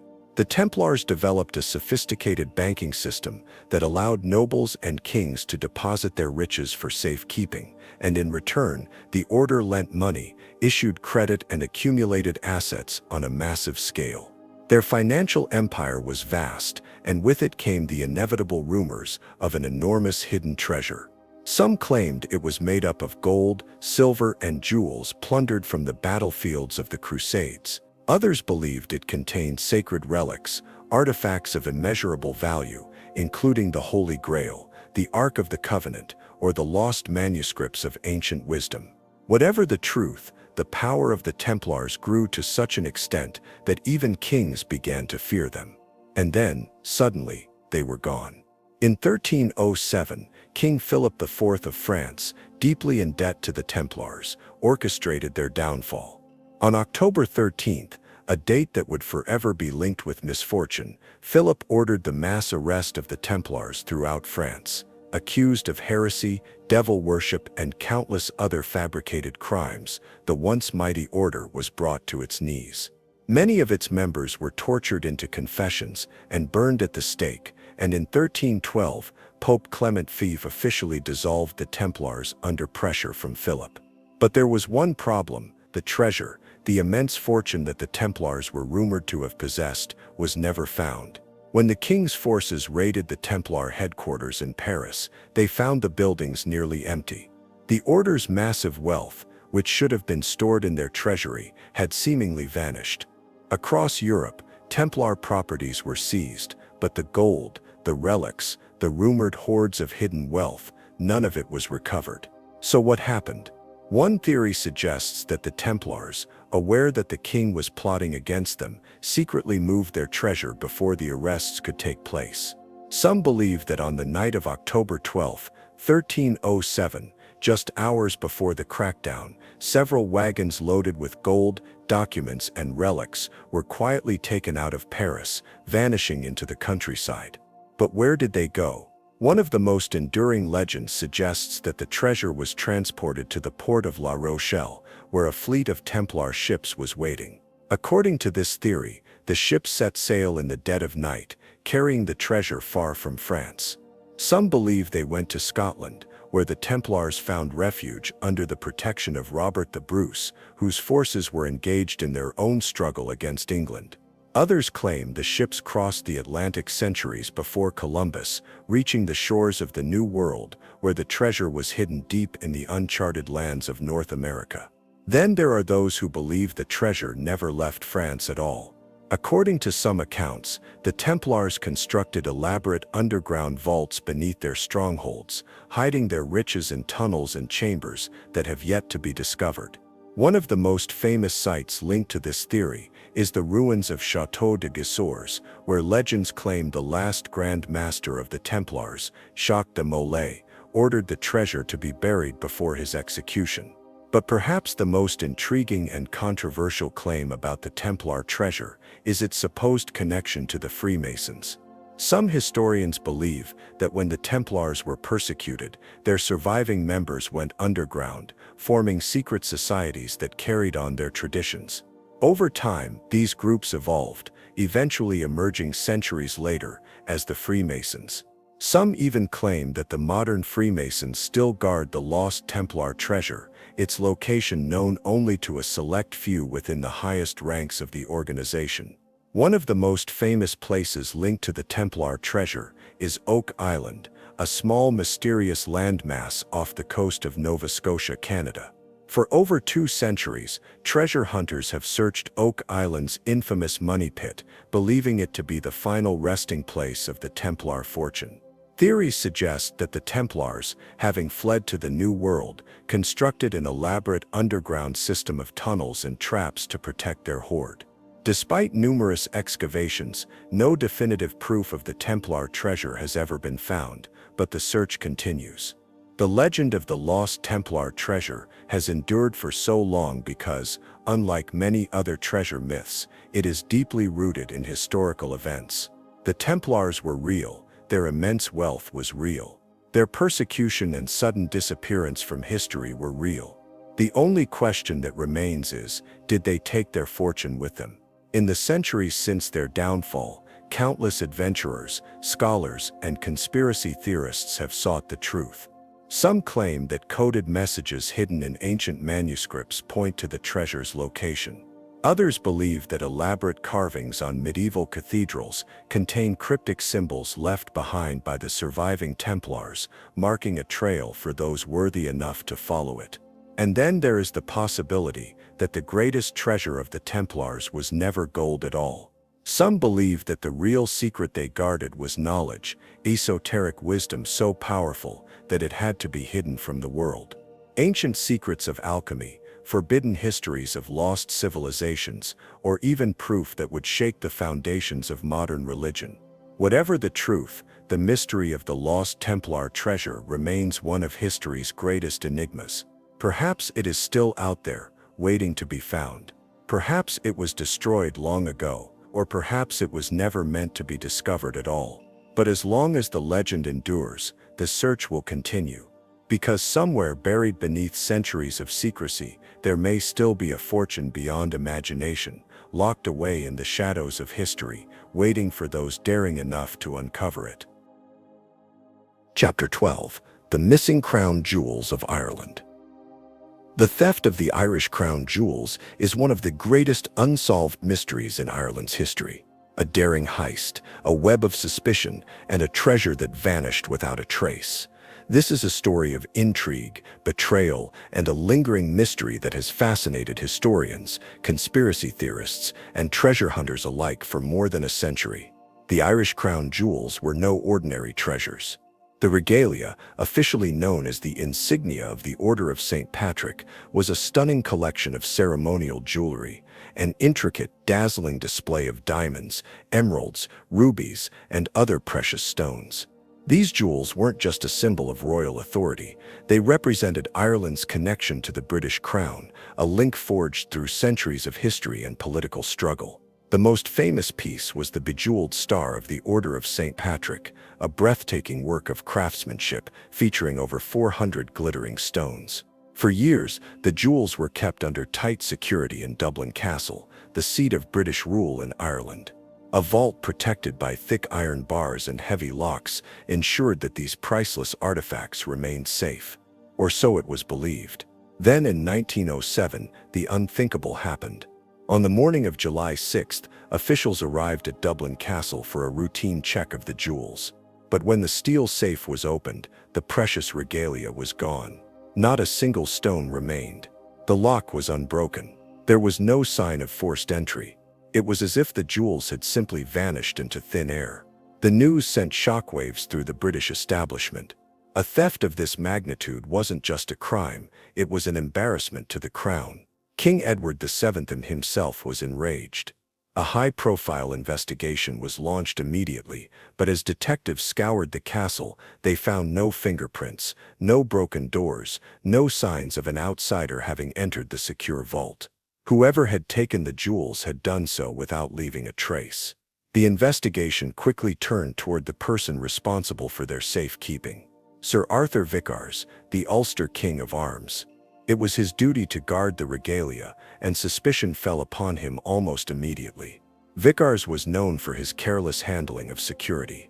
He had been seen drunk inside Dublin Castle, had allegedly given unauthorized people access to the vault, and was rumored to have once fallen asleep with the keys in his pocket. It didn't take long for detectives to realize something troubling. The safe that housed the jewels had been unlocked with a key.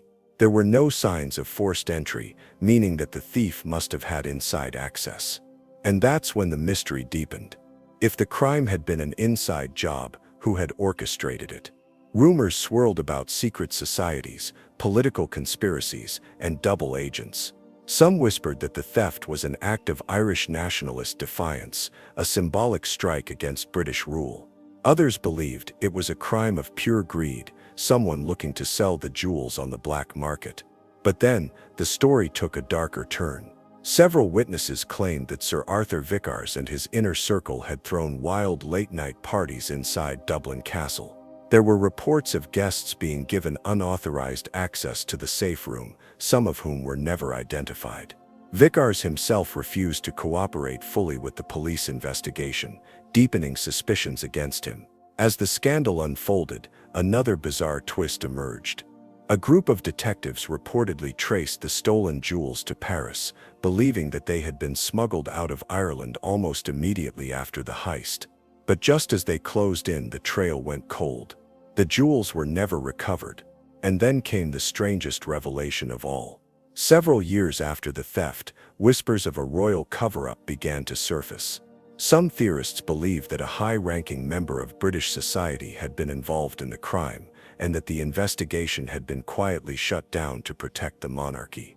Others pointed fingers at Francis Shackleton, the brother of famed explorer Ernest Shackleton, who had been close to Vicars and deeply in debt at the time of the robbery. Some believed Shackleton had helped sell the jewels on the black market, never to be seen again. But there's another theory, one that adds yet another layer of mystery. What if the jewels were never taken for profit? Some historians suggest that the jewels were stolen not to be sold but to be hidden, perhaps by Irish nationalists who saw them as a symbol of British rule and wanted to erase their presence from history. If this is true, the jewels may still be out there, buried beneath the Irish countryside or locked away in a secret chamber, waiting to be found. Despite decades of searching, no trace of the jewels has ever been discovered. Theories abound, but without evidence, the mystery remains unsolved. Some believe the jewels were melted down and sold piece by piece, their legacy lost forever. Others hold on to the hope that one day they will resurface, perhaps hidden in a forgotten attic, sealed in an ancient vault, or uncovered in the ruins of Dublin Castle itself. But until that day comes, the missing Irish crown jewels remain one of history's greatest enigmas, a treasure lost, a mystery unsolved, and a secret that refuses to be forgotten. Chapter 13. The Strange Disappearance of the San Miguel Shipwreck. The ocean has swallowed many secrets, and some of them refuse to be found. Beneath the waves, entire fleets have disappeared, their wealth and history lost to time. But few stories are as perplexing as that of the San Miguel, a ship that was part of one of the most infamous disasters in maritime history, and yet somehow seems to have vanished beyond all trace, leaving nothing behind but whispered rumors, speculation, and an ever-growing legend. Unlike other ships of the ill-fated 1715 Spanish treasure fleet, whose remains have been uncovered piece by piece, the San Miguel has evaded discovery for centuries. For those who seek lost fortune, it is the ultimate ghost ship, a vessel that by all logic should have been found by now, but has not. Some believe it lies buried beneath the ocean floor, trapped beneath shifting sands where no light can reach. Others say it never sank at all, that it escaped the hurricane, its crew taking their priceless cargo somewhere far beyond the reach of history. And then there are those who suggest something even stranger, that the ship was intercepted before it could disappear, and its vast treasure quietly absorbed into the hands of those who knew exactly how to make history forget. To understand the mystery of the San Miguel, we have to go back to the summer of 1715. Spain, then one of the most powerful empires in the world, relied on its treasure fleets to transport vast quantities of wealth from the New World back to Europe. These fleets were floating treasure chests, filled with gold, silver, jewels, and other valuable commodities extracted from colonies in the Americas. The ships carried not just coins and bars, but rare and priceless artifacts, emeralds from Colombia, pearls from Venezuela, gold ingots and silver reals minted in Peru and Mexico. To lose even a single ship meant millions in lost wealth, enough to fund entire armies or build palaces. And yet in July of 1715, an entire fleet was about to be lost. The fleet left Havana, Cuba, on July 24, 1715. 11 heavily loaded Spanish galleons, accompanied by smaller vessels, were bound for Spain. But the Atlantic is not a predictable sea, and as the ships made their way up the Florida coast, an unseen force was gathering strength. A hurricane, a massive violent storm, was forming just offshore. In an era long before satellite weather tracking, the Spanish had no warning, no way to avoid the storm's fury. On the night of July 30th, 1715, the hurricane struck. The fleet was caught in the worst possible position, trapped between the storm and the Florida coastline, unable to maneuver to safety. One by one, the massive galleons were torn apart, their wooden hulls splintering under the force of the waves. Treasure-laden ships capsized, broke apart, or were driven onto reefs, their precious cargo spilling into the ocean, where it would remain for centuries. It was one of the worst naval disasters in Spanish history. In total, 11 ships sank that night, their wreckage scattered along nearly 50 miles of coastline.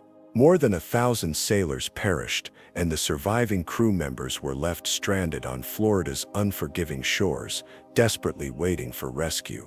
But in the days that followed, when Spanish salvage crews arrived to recover whatever treasure they could, one ship was missing: the San Miguel.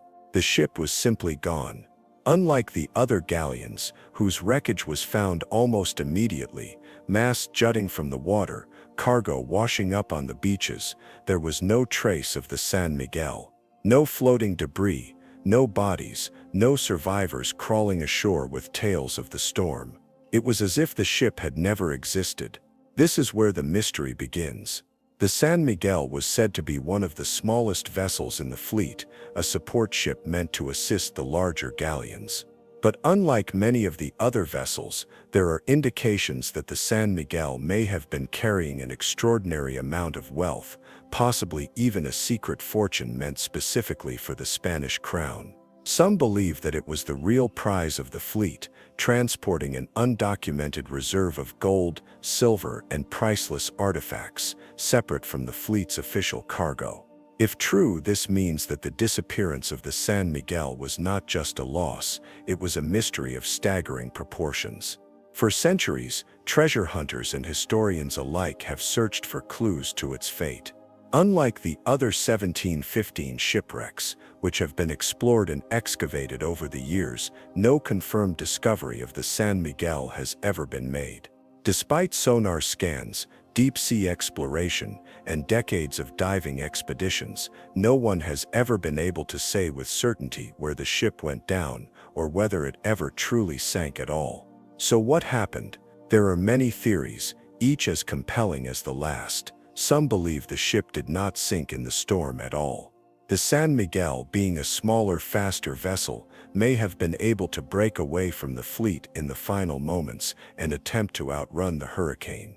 If this was the case, the ship could have been pushed far off course, eventually sinking somewhere in deep water, far beyond the range of modern treasure hunters. If it lies beyond the continental shelf, it may never be found. Others speculate that the San Miguel was not lost to the sea, but was deliberately taken. Pirates and privateers were known to stalk Spanish treasure fleets, looking for any opportunity to strike. Some believe that in the chaos following the storm, a rogue crew or opportunistic band of pirates may have boarded the San Miguel, taken control of its treasure, and disappeared into history. But if this is true, where did the gold go? No pirate ever boasted of capturing such an immense haul. No records exist of Spanish authorities hunting down a stolen ship of that magnitude. If someone took the San Miguel, they made sure the world never knew about it. And then there is the strangest possibility of all, that the San Miguel was never lost, but hidden. Some theories suggest that the ship's captain, aware of the immense value of his cargo, may have used the storm as an opportunity to stage his own escape. He could have deliberately veered away from the fleet at the last moment, disappearing into uncharted waters, perhaps making landfall in the Caribbean, or even deeper into the Americas. If this was the case, the treasure may have been buried, hidden in a place no one has ever thought to look. The legend of the San Miguel continues to haunt treasure hunters to this day. Some claim to have found pieces of its wreckage, but nothing has ever been confirmed. Others insist that it lies buried under shifting sands, waiting for a day when the ocean finally reveals its secrets. And some believe that it was never lost at all, but stolen, hidden away in some forgotten corner of the world, where its riches remain untouched. The mystery endures, unsolved. The San Miguel may be out there still, waiting. Somewhere beneath the waves, beyond reach, beyond sight, beyond time. Chapter 14. Montezuma's Lost Gold. The Missing Wealth of the Aztecs. Gold has a strange effect on people. It inspires dreams, ignites wars, and fuels the kind of greed that can bring entire civilizations to ruin. And few stories of lost treasure have ever been as haunting or as elusive as the missing gold of Montezuma. It is a tale that begins in the grand palaces of Tenochtitlan, stretches through the blood-soaked battlefields of the Spanish conquest, and vanishes into the shadowy depths of legend. Some believe the Aztec treasure still exists, hidden deep within the mountains of Mexico, or buried in secret tunnels far beneath the earth. Others say it was spirited away to the deserts of the American Southwest, waiting for someone to crack the code of its whereabouts. And then there are those who whisper that the treasure was cursed, that those who seek it will find only ruin. But one thing is certain, Montezuma's lost gold was real. The Aztec Empire was one of the most advanced civilizations of its time, a vast and powerful society built upon warfare, engineering, and a devotion to the gods. By the early 1500s, their capital, Tenochtitlan, was one of the most magnificent cities in the world. A sprawling metropolis of temples, canals, and grand causeways, all resting upon an island in the middle of Lake Texcoco. But it was the empire's wealth that made it truly legendary. Gold was everywhere in jewelry, in ceremonial masks, in the very walls of their temples. The Spanish, who arrived in 1519 under the leadership of Hernán Cortés, could hardly believe what they were seeing. They had come searching for fortune, but what they found was beyond their wildest dreams. According to the conquistadors' own accounts, when they first entered Tenochtitlan, they were welcomed not as enemies but as gods. Montezuma II, the ruler of the Aztecs, believed that Cortés and his men might be the fulfillment of an ancient prophecy, the return of the god Quetzalcoatl, the feathered serpent deity who had promised to one day return from the east. Out of respect or fear, Montezuma showered the Spaniards with gifts, presenting them with golden ornaments, feathered cloaks, and precious stones. But the generosity of the Aztecs only served to confirm what the Spaniards had suspected all along. This was a land of unimaginable wealth, and they intended to take it. By 1520, the fragile alliance between the Spaniards and the Aztecs collapsed into violence. Cortés and his men, now openly trying to seize control of the empire, took Montezuma prisoner, turning the great emperor into a puppet. But the Aztec nobility would not stand for it. The city erupted into rebellion. Warriors stormed the palace, hurling stones and arrows at their own ruler, blaming him for his weakness in allowing the invaders into their lands. According to some accounts, Montezuma was struck in the head and killed by his own people. According to others, the Spaniards murdered him when they realized they could no longer use him to control the empire. With the emperor dead, chaos consumed Tenochtitlan. The streets were filled with fire, blood, and the deafening roar of battle. The Spaniards, vastly outnumbered, knew they had to escape. But before they could flee, they did something that would forever cement their fate. They tried to take the gold with them. Desperate to hold on to the immense fortune they had looted from the city's temples and palaces, Cortés ordered his men to fill their armor with gold bars, coins, and jewelry. They took as much as they could carry, gold that had once belonged to the Aztec gods, now crammed into the pockets and breastplates of Spanish soldiers. Then, under the cover of darkness, they tried to slip away. It was a mistake. The Aztecs were waiting. As the Spaniards attempted to cross one of the causeways leading out of the city, the Aztec warriors descended upon them in a fury. Thousands of warriors attacked from all sides, hurling spears, pulling soldiers into the water, and slaughtering anyone who fell behind. It was a massacre. The weight of the gold proved to be a death sentence. Many of the Spanish soldiers drowned under the weight of their own greed, sinking into the depths of Lake Texcoco, where their treasure would vanish with them. This night would go down in history as La Noche Triste, the Night of Sorrows. The Spaniards who survived the carnage escaped into the mountains, broken and bloodied, but they did not have the gold. It had been lost in the retreat, scattered across the lake bed and throughout the city's ruins. But this is where the mystery deepens. Because after the final conquest of Tenochtitlan, in 1521, when the Spaniards finally crushed the Aztec resistance and took control of the empire, the treasure was still missing. The Spanish searched, they dredged the lake, tore apart temples, interrogated the remaining Aztec elite. They expected to find vast stores of gold hidden away, but it was nowhere to be found. What happened to it? This is the question that has haunted treasure hunters for centuries. One of the most persistent theories is that the treasure never left the city. Some believe that before the final battle, the Aztecs secretly hid their wealth in underground tunnels beneath Tenochtitlan, tunnels that may still exist beneath modern-day Mexico City. According to certain historical records, the last Aztec leaders may have dumped the remaining gold into hidden chambers, sealing them away so the Spanish could never claim their gods' riches.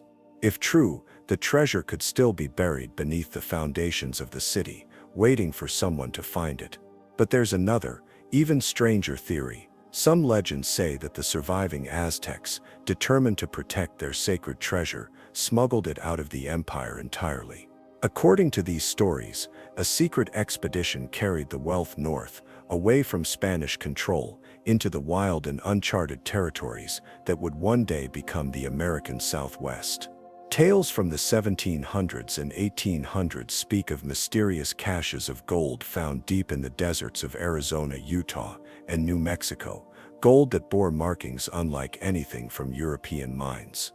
Some believe that this was Montezuma's lost treasure, hidden away by his loyal followers and left behind for future generations to reclaim.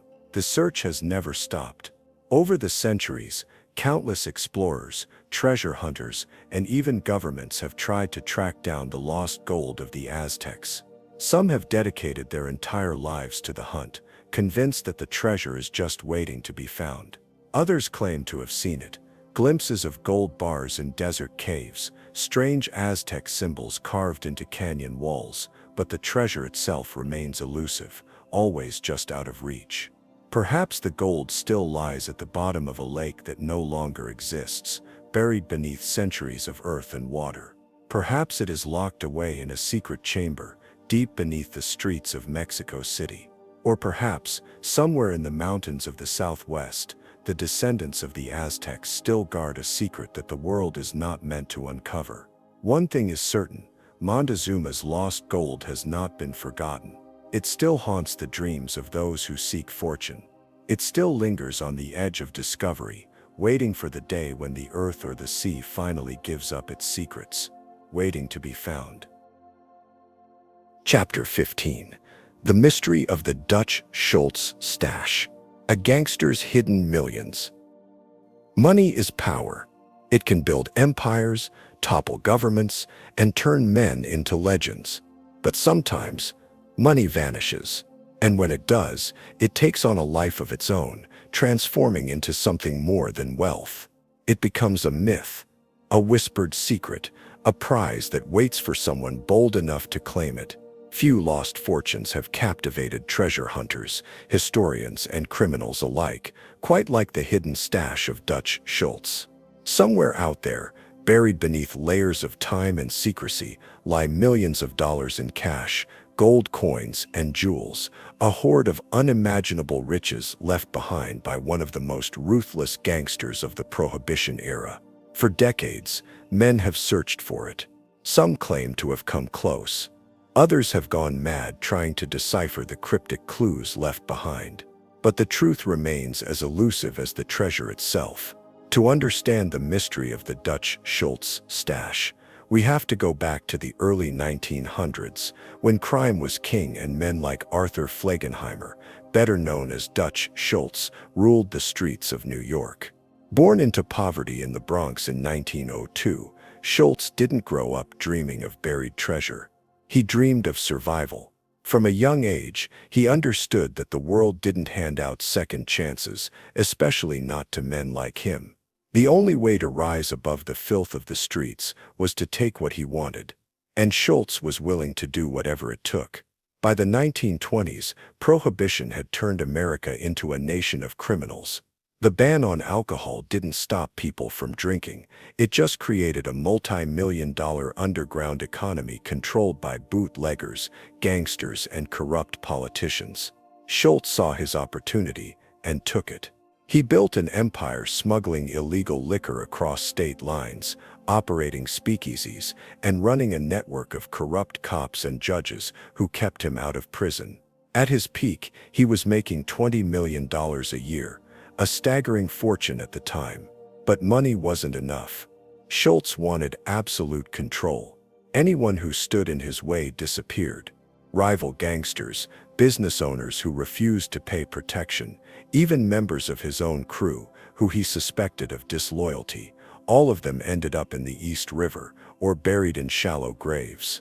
One of his most brutal hits came in the early 1930s when he ordered the assassination of Joe Rock, a man who had once worked as his enforcer.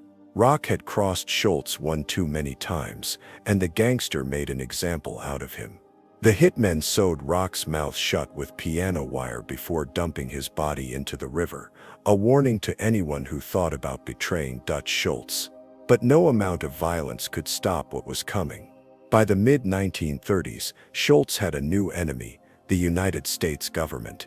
The feds had taken down Al Capone on tax evasion charges, and now they had set their sights on Schultz. The gangster who had spent years bribing politicians and hiding his money in untraceable accounts suddenly found himself on trial. He was facing a lifetime in prison if convicted. Schultz, always a survivor, came up with a desperate plan. He knew that if he went to prison, everything he had built would crumble. His rivals would seize his businesses, the government would freeze his assets, and he would be left with nothing. So he decided to hide his fortune, a secret stash of cash, gold and bonds worth over $7 million.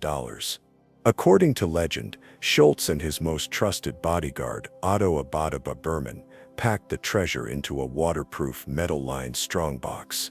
One night, under the cover of darkness, they drove deep into the Catskill Mountains of upstate New York. They carried shovels, maps, and a revolver, because Schultz trusted no one, not even Berman. Somewhere in the dense forests surrounding the small town of Phoenicia, they dug a hole and buried the fortune. Only they knew the exact location. Schultz planned to retrieve it once the heat died down. But fate had other plans. In 1935, with the federal case still looming over him, Schultz did something reckless. He had always relied on bribery to keep himself out of jail, but now, desperate and cornered, he went a step further. He decided to assassinate the federal prosecutor trying to put him away, Thomas Dewey, a man who would later become the governor of New York. The plan was madness. Killing a federal agent would bring down the full force of the government, and even Schultz's own allies in the criminal underworld begged him to reconsider. The mafia, led by Lucky Luciano and Meyer Lansky, voted against the hit. They knew that targeting a high-ranking lawman would put all of them at risk, but Schultz was beyond reasoning. He told his men that if they wouldn't help him, he would do it himself. That was the final straw. On the night of October 23, 1935, Dutch Schultz and his crew were having dinner at the Palace Chop House in Newark, New Jersey, when the assassins arrived. Luciano had sent his best hitmen, Charlie the Bug Workman and Emmanuel Mendy, Weiss, to eliminate Schultz before he could drag the rest of the underworld down with him. Schultz had just finished his meal when the bullets started flying. Hitmen burst into the restaurant and opened fire, spraying bullets across the room. Schultz's men dropped instantly, gunned down before they could even reach for their weapons. The gangster himself was shot in the stomach, the bullet tearing through his abdomen. He staggered to the restroom, collapsing onto the filthy tile floor as blood pooled around him. But he didn't die right away. Doctors rushed him to the hospital, where he lingered for nearly 24 hours, delirious and mumbling nonsense. In his fevered state, he spoke in riddles, babbling about money, roads, and hidden places.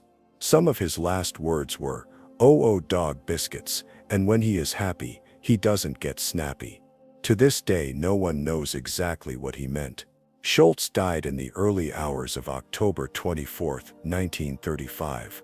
And with him, the secret of his lost fortune died too. Since then, treasure hunters, historians, and amateur adventurers have searched for the Dutch Schultz stash. Many believe it still lies buried somewhere in the Catskill Mountains, hidden beneath decades of moss, dirt, and forgotten history. Some claim to have found clues, old maps, strange markings carved into trees, even rusted remnants of the gangster's car. But the treasure itself remains elusive. Did Schultz's men recover it before their own violent ends? Did the treasure ever exist at all, or was it just a desperate myth conjured up by a dying man? No one knows for sure, but the legend endures. Somewhere, beneath the cold, silent forests of upstate New York, millions of dollars in gangster gold may still be waiting for the right person to uncover it. Waiting for the moment when its long-lost secrets are finally brought back into the light. Waiting to be found. Chapter 16. The Romanov Treasure. A lost fortune of the Russian Empire. Wealth beyond imagination. Gold, jewels, diamonds, the size of a man's fist, chests filled with Fabergé eggs, priceless art, and stacks of foreign currency. A fortune so vast that it could have sustained a dynasty for centuries, and yet it vanished. Disappeared into the abyss of history, leaving only whispers, legends, and a trail of unanswered questions. This is the mystery of the Romanov treasure, a lost fortune of the Russian Empire that to this day remains hidden. Some say it was smuggled out of Russia before the fall of the dynasty. Others believe it lies buried beneath the snow, deep in the wilderness of Siberia. And some claim it was hidden in the walls of palaces, waiting for a moment that never came. But to understand this treasure, we must go back to the final days of the Romanov dynasty, to the twilight of an empire that once stretched across 1/6 of the Earth's surface. For more than 300 years, the Romanovs ruled Russia with absolute power. From Peter the Great to Catherine the Great, from Alexander I to Nicholas II, the dynasty built one of the most extravagant royal collections in the world. Their palaces were filled with gold-plated chandeliers, rare gemstones, and elaborate silverware commissioned from the finest craftsmen in Europe. The imperial vaults held untold riches, diamonds, rubies, emeralds, and pearls from across the world, locked away in iron chests or displayed in lavish settings. And then in 1917, it all came crashing down. The Russian Revolution was unlike anything the world had ever seen. After years of political turmoil, economic decline, and devastating losses in World War I, the people of Russia rose up against the monarchy. Protests erupted in the streets of Petrograd, workers and soldiers turned against the empire, and Tsar Nicholas II, once the most powerful man in Russia, was forced to abdicate. The Romanovs were finished. As the revolution spread, the Bolsheviks, led by Vladimir Lenin, seized control. The once glorious Winter Palace was raided. The imperial family's treasures were looted, stolen, or hidden away. Some were smuggled out of the country by royal loyalists. Others were taken by the revolutionaries and later disappeared into the labyrinthine vaults of the new Soviet government. But some believe that the largest portion of the Romanov treasure was never found at all. In the chaos of 1917, members of the imperial court, loyal to the Tsar, gathered as much wealth as they could carry. This included chests filled with gold bars, priceless jewelry, and religious artifacts from the Orthodox Church. It is believed that this treasure was loaded onto trains, armored railway cars designed to protect the Romanovs' final hope. The plan was to transport the fortune eastward, towards Siberia, away from the revolutionary strongholds in Moscow and Petrograd. Some say the trains made it to the city of Yekaterinburg, where the Romanovs had been taken. Others claim the treasure was intercepted by the White Army, the anti-Bolshevik forces who still fought to restore the monarchy. And then the treasure simply vanished. The mystery deepens in 1918, when Nicholas II, his wife Alexandra, and their 5 children, Olga, Tatiana, Maria, Anastasia, and Alexei, were executed in a basement in Yekaterinburg. The Bolsheviks, fearing that the White Army might rescue them, ordered their deaths. The families' bodies were dumped in the forest, their remains hastily buried in unmarked graves. But what happened to the treasure? Some believe it was hidden somewhere in Siberia. The vast frozen expanse of the Ural Mountains, Lake Baikal, or the endless forests surrounding Yekaterinburg could conceal a fortune that has never been recovered. Others believe it was loaded onto another train, one that never reached its destination. Stories persist of an imperial gold train carrying Romanov riches that disappeared somewhere in the Siberian wilderness. The mystery only deepens with the White Army's final retreat in the early 1920s. As Bolshevik forces took control of Russia, members of the White Army fled east, taking whatever wealth they could with them. Some managed to escape to China, Japan, and Europe, but many were lost to history. Then there is the legend of Alexander Kolchak, a former Russian admiral who declared himself supreme ruler of Russia during the Civil War. Kolchak controlled a significant portion of the imperial gold reserves, which had been moved eastward to keep it out of Bolshevik hands. His forces transported gold worth over 500 million rubles across Siberia, trying to keep it safe. But as the Bolsheviks closed in, parts of the treasure vanished. Some believe it was buried in the frozen ground, while others say it was lost beneath the icy depths of Lake Baikal, the world's deepest freshwater lake. Kolchak himself was captured and executed in 1920. If he knew where the missing gold was, he took the secret to his grave. For decades, rumors persisted. Soviet officials searched for the treasure, sending expeditions to the Ural Mountains and Siberia, but nothing was ever found. After the fall of the Soviet Union in 1991, treasure hunters from around the world descended on Russia, hoping to uncover the missing fortune of the Romanovs. Some claim to have found evidence, hidden tunnels beneath former imperial palaces, forgotten railway lines leading into the Siberian wilderness, even diving expeditions into the depths of Lake Baikal. But the treasure itself, still missing. There are those who believe that the Bolsheviks found and secretly used much of the Romanov treasure, melting down the gold and selling off the jewels to finance their new regime. Some pieces have surfaced over the years, Fabergé eggs appearing in private collections, rare diamonds auctioned off by mysterious sellers. But the vast majority of the treasure has never been accounted for. And so the legend endures.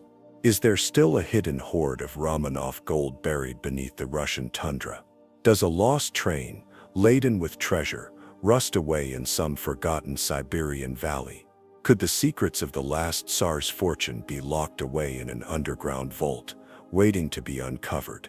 No one knows for certain. What we do know is this: the Romanovs were one of the wealthiest ruling families in history. Their fortune was immense, and much of it remains unaccounted for. Somewhere in the frozen wilderness of Siberia, or the shadows of Russia's past, the last great treasure of the Russian Empire may still be waiting to be found, waiting for the moment when history, at last, gives up its secrets, waiting for the right person to claim it. Chapter 17: The Confederate Submarine, Hunley, and its Sunken Gold. The sea has always been a place of secrets.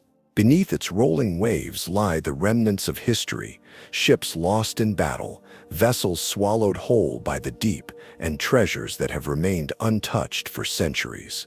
Some of these treasures are whispered about in old sailors' tales, nothing more than legends passed down through generations. But some are real, some still wait beneath the surface, hidden beneath layers of silt and shadow, waiting to be found. And one of these legends tells of a Civil War submarine, a doomed vessel that vanished into the night, taking with it a fortune in gold. This is the story of the H.L. Hunley, the Confederate submarine that changed naval warfare forever, and the gold that was said to have disappeared along with it. It was the height of the American Civil War. The Confederate States were locked in a desperate struggle for survival against the Union. Blockades choked the South's supply lines, and the Union Navy ruled the waters, preventing vital goods from reaching Confederate ports. The South needed an answer, something that could strike at the heart of the Union's naval power. That answer came in the form of an experimental submarine. The H.L. Hunley was unlike anything the world had ever seen. A 40-foot-long iron vessel, shaped like a cigar, designed to slip beneath the waves and strike without warning. It was a desperate innovation, a machine meant to turn the tide of war, but it was also a death trap.